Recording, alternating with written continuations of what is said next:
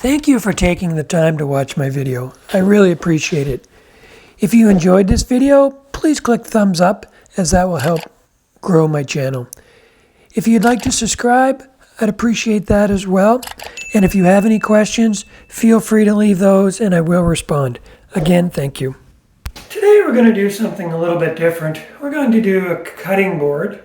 One of the reasons for that is, unfortunately, I went to turn my lathe on the other day and it looks like the motor has gone to ground. It's no longer working, so I'm going to have to get a replacement for that. But in the meantime, I thought I would do up a cutting board. I know a lot of people are doing these recently, and I thought I would just show you how I do them.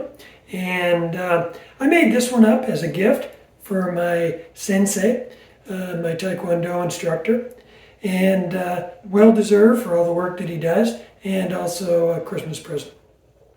Stay tuned at the end. I've embellished this project with using a new toy that I've gotten, and I want you to see that. I think you'll be interested in that and how that works. So stay tuned till the end, and I have a bit of a surprise on how I again embellished this cutting board. So I've had this piece of cherry in my shop, which I actually inherited from my father-in-law, and it had been around his shop for a long period of time, so I know it's very dry. It's about 4 inches wide, and it is rough. So the first thing I have to do is cut it to a manageable length, and then put it through the planer. By passing it through the planer, that will give me 2 smooth sides to work with, so that I can cut it into strips and glue those strips together. Here you can see the strips that I've cut on my table saw. The width of the strips is going to end up being the thickness of the cutting board, because I'm going to turn those strips onto their side and glue them together to make a butcher block top.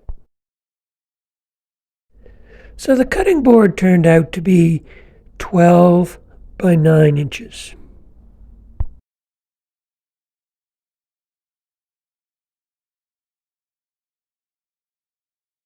Now I'm gluing the strips together.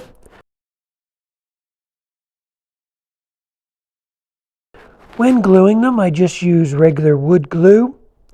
And you want to make sure that you use lots of glue.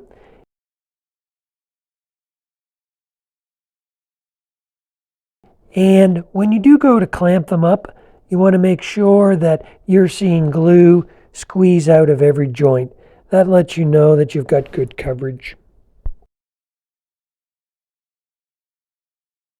Even though I've already put these boards through the planer, now that I have them clamped together, I will pass them through the planer again.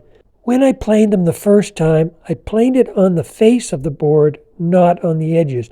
Now that I've turned the strips onto their side to make the butcher block top, the part that was never planed is now the top and bottom of the cutting board. Once I have all the boards glued up, the next step is to cut it to length. Here I'd just taken it on my compound miter saw and squared up the edges. The cutting board ended up being 12 inches by 9 inches. Once it's passed through the planer, it's now flat on both sides and fairly smooth, although I sanded again, and I sanded it up to 220. When sanding on a cutting board, you don't need to go as far as I do when I'm turning a bowl. On a bowl, I often go up to 1,000 grit. The reason for going so far on a bowl is you want to develop gloss. Contrary to what a lot of people think, gloss does not come from your finish, it comes from the wood underneath. Now that I've sanded everything, the next step is to take a 1/2 inch round router bit and just round off the corners a little bit. Obviously, this is a personal preference. Some people like a really rounded corner. Some people just like taking the sharp edge off. And some people even prefer an OG style curve on the edge.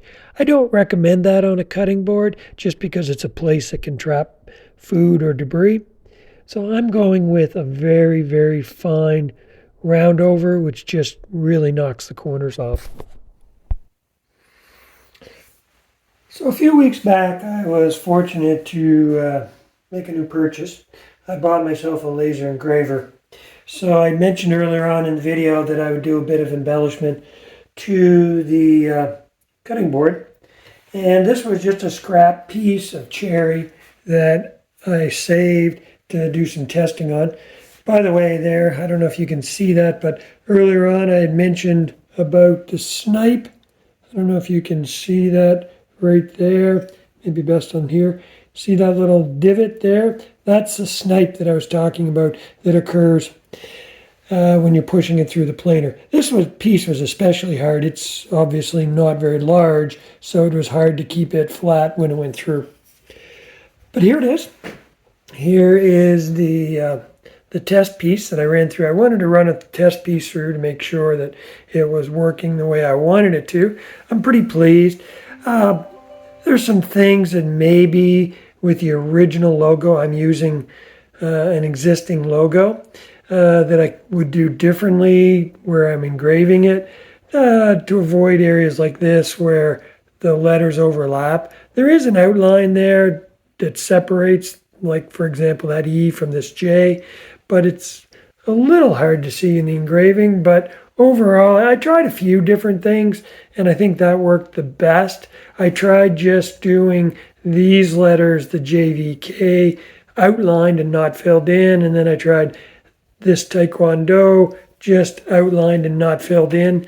But to be honest with you, I think this was the best combination of the three, and also the closest to the original logo. So I'm pretty pleased with this. Now that I've tested it on this board, which is the same material as the cutting board, I'll go ahead and put it on the cutting board. I didn't want to do it on the cutting board first time in case I had to make an adjustment, because at that point I'd have to start over. I'd have to sand quite a bit off because this, when it engraves, actually goes a little deep. I don't know, maybe a 32nd of an inch or something like that. So I wouldn't want to have to sand that off the cutting board, so I wanted to do a test piece first. But again, pretty pleased, so we'll go ahead and do the test strip, and I'll show you what that looks like on the engraver. Here's that same piece. I just sanded it a little bit.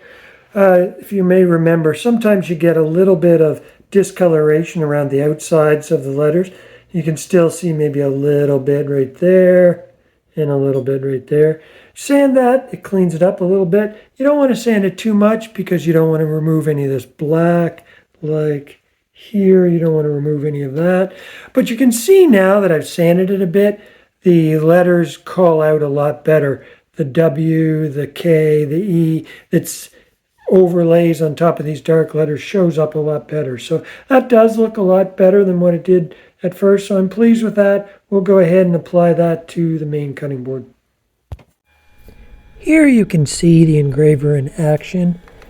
The engraver that I purchased is an Ortor 2, and it's capable of engraving and cutting wood and engraving on other materials such as slate, plexiglass, glass, and some metals.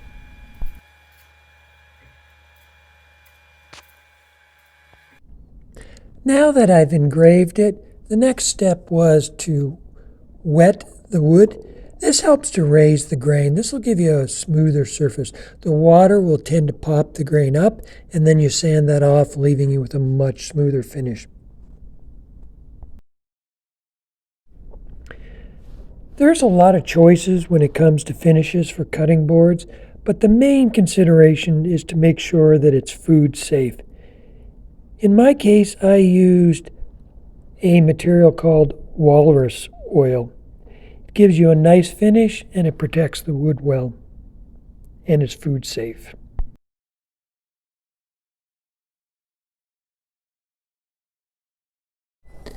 So here's the finished cutting board. I think it turned out quite well. Also some other projects that I've been working on with my laser engraver. Here you see a Christmas ornament for a friend of mine, Mark.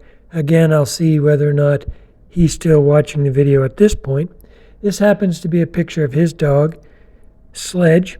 I took the picture off of Facebook, brought it into the laser engraving software, edited it, and then made the Christmas ornament and cut it out. I also have some slate coasters that I made for my son and my daughter-in-law. I'll give them as well. Again, they normally watch my videos. I suspect they don't watch till the end. This is a good way of finding out. This may be my last video before Christmas holidays, so I'd like to take the time to wish all my loyal viewers a very Merry Christmas.